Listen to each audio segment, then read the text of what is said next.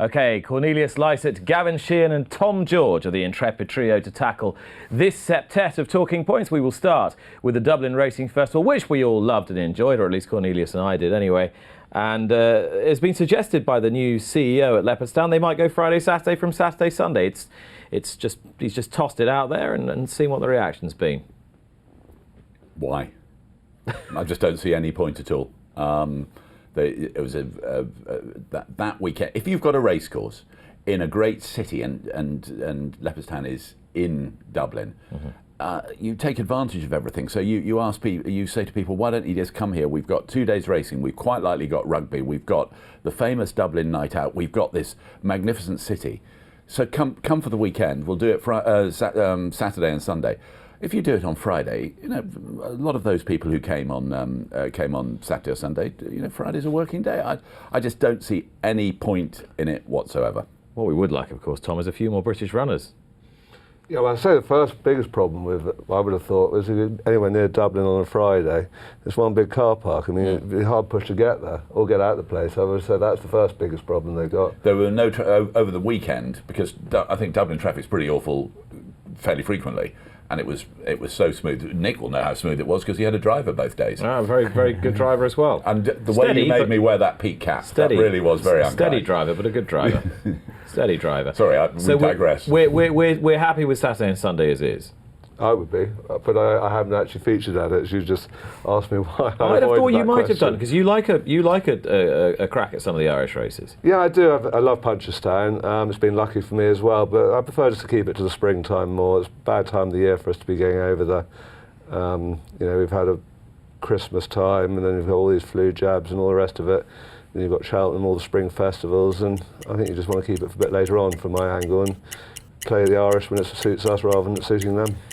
Where will one of the key Irish contenders play her hand at the Cheltenham Festival, I wonder? Honeysuckle is the next horse we're going to talk about. And we may as well roll in Benny Deja as well. She needs supplementing for a champion hurdle at 22.5 grand.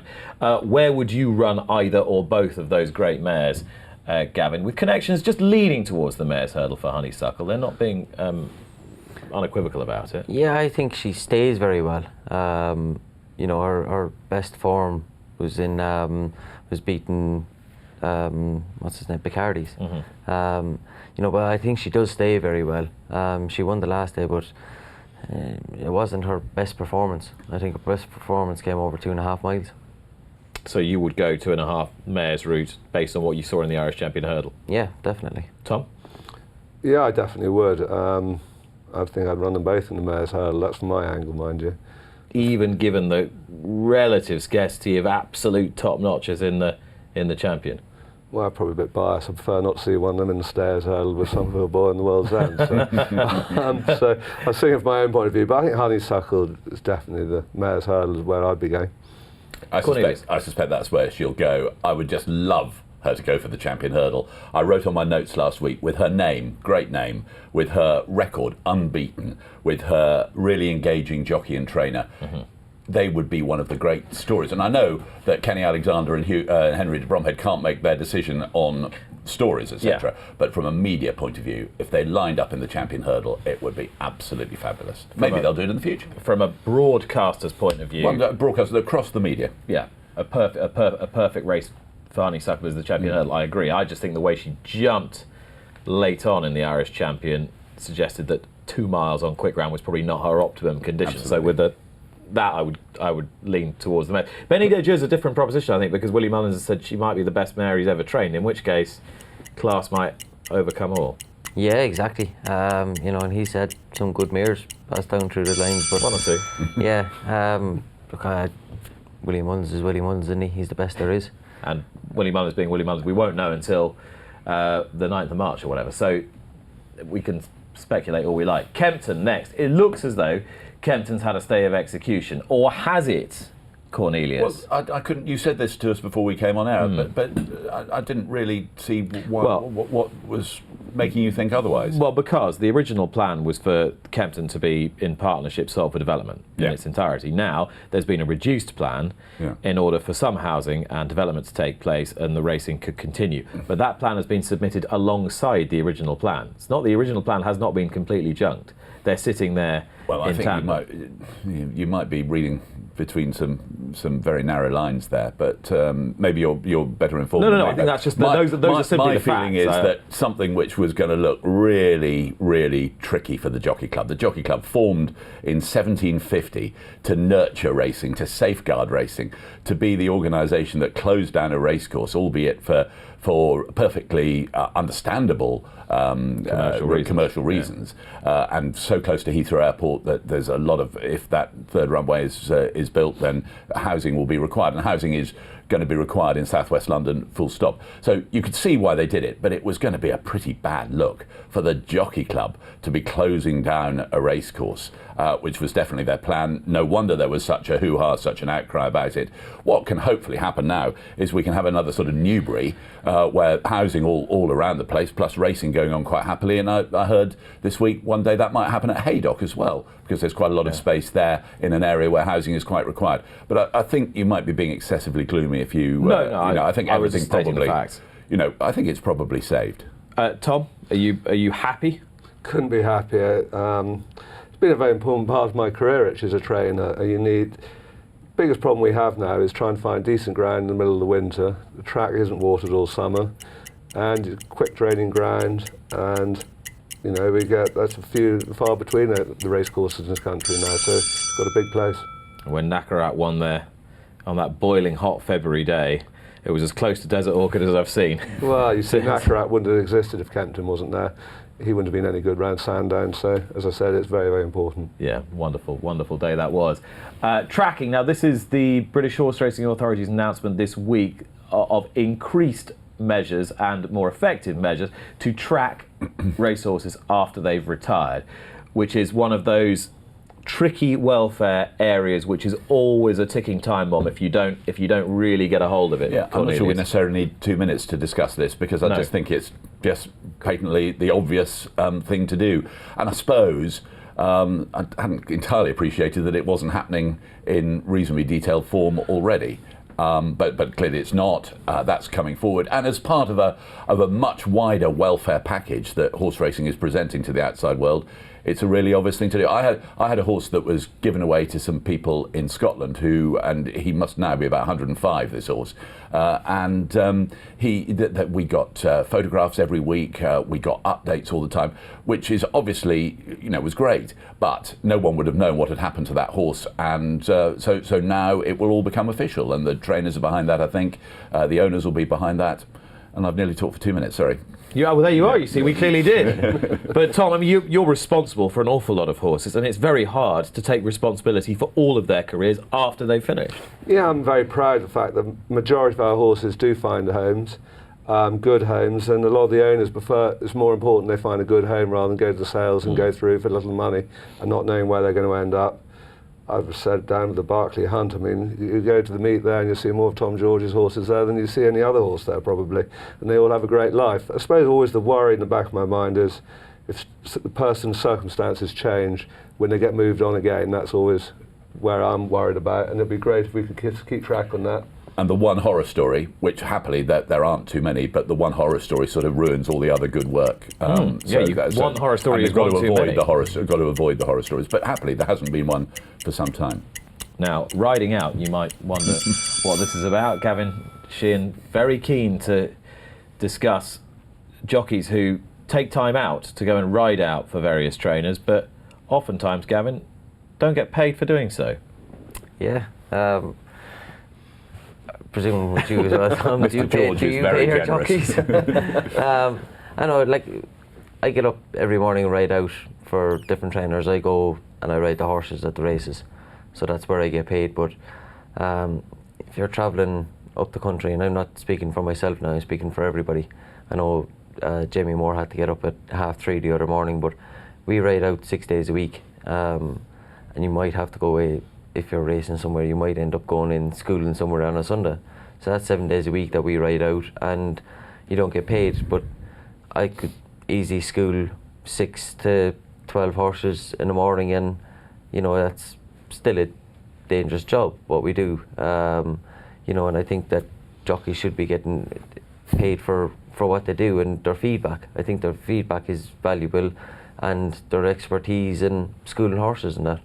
Are you expected to go and ride out, or are you riding out because you want to try and widen your network of connections to further your own career? Bit of both really, but like I go into schooling, I give feedback to, you know, Andrew Brooks. I go and ride out his horses and school them. I'll go into Jamie, and that way then by schooling them, I'm giving the trainer that feedback back. You know, I school for Warren on Friday, and you sit in a horse and all of a sudden it schools very well, and that way then you give them that extra bit of feedback and say, this lad's really come together now. So what you're saying is it's professional services for which you are not being paid, though you say that one or two trainers do pay you. Jamie Snowden pays me for riding out, but I'm not just saying me here and this about this, but it's just for everybody. Whether you get paid 10 quid a morning or something, 10 quid isn't much, but you're giving a jockey something at least. Tom, do you pay him? I might not pay Gavin, who's probably earning more than I am at the moment, but I always do pay the lads who come into me, yes. You pay the jockeys to ride out? Yeah, I don't do normally my top two people, but everyone else, conditionals, everyone who comes into me gets paid, yeah. That's good. Getting well looked after. Tiger Roll. I put him in here simply because the Grand National weights are unveiled on Tuesday in Liverpool, and we talked a lot about it with Eddie O'Leary and Gordon Elliott, what kind of weight he should be given. What are you expecting the handicapper Martin Greenwood it's going to be pretty high, isn't it? But you know, are you expecting him to cut him any slack? Donald McCain, in a very good interview in the Racing Post this week, he said shouldn't give him any slack. Red Rum wasn't cutting any slack. But you know, and I know Martin Greenwood, the handicapper, won't be intimidated by any of the talk about it all. The horse has won the last two Grand Nationals, so he can't be expecting any particularly sort of extra favourable terms. Should he be asked to give a horse like Native River £4, do you think, Tom? Possibly. I think Donald McCain summed it up. No horse is bigger than the National, and I think they just got to do it as it is. Because Eddie O'Leary's argument will be, well, yes, he's a national specialist, but he wouldn't be fit to lick the boots of horses on park courses who are Gold Cup horses. But Red Rum would have been the same, wouldn't he? I guess you're right.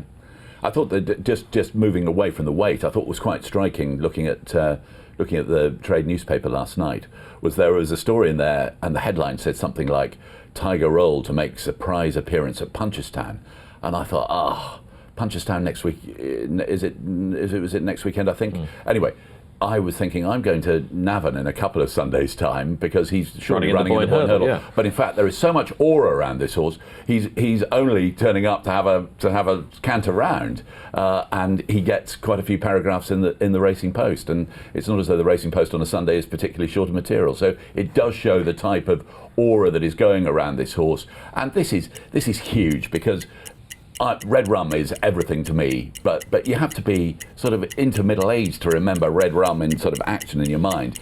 The younger crowd needs a new Aintree icon, and it can be Tiger Roll, and it'd be magnificent. But as you say, I don't think Martin Greenwood is going to be too swayed by what was being said a couple of weeks ago. The Tote has featured plenty on this list in the last couple of years with the new ownership and so forth, and the consortium that own the Tote now have backed a move that there is a guaranteed payout that cannot be below the starting price. That's right, isn't it? Yeah. Yeah. What do you exclusive in the Daily Mail? Exclusive in the Daily Mail for Marcus Townend. What do you think about the future of pari-mutuel betting in this country? Well, and can it take? That's quite it's quite a big change, isn't it? Yeah. But so.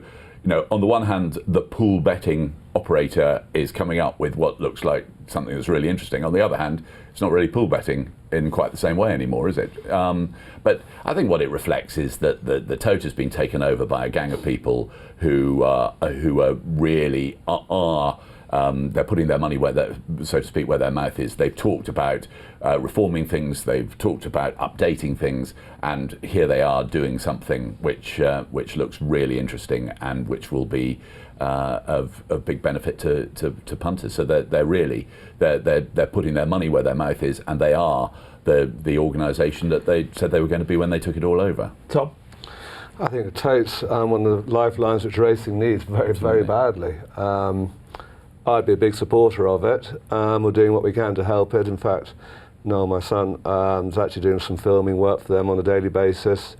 And I think it's really it's absolutely vital that they pull something out of the bag to actually going forward in finances and racing. And this is part of racing's brand as well. You know, the tote needs to be. The tote, was it Winston Churchill that started the tote in the late 1920s, I think? And it's been around all the way through that time. And, you know, for many people who go to racing just occasionally, the tote is, you know, they don't like the look of the bookmakers. It all looks a bit complicated. They love to go to the tote and queue up and have their bet. So for the tote to be right up with the pace, so to speak, which it does seem to be under its new management, is something that's really to be welcomed. And those were this week's talking points. Subscribe to Racing TV to be notified when more Luck on Sunday videos are appearing online. And don't forget to join me for the show every Sunday morning from 9 o'clock with the best guests.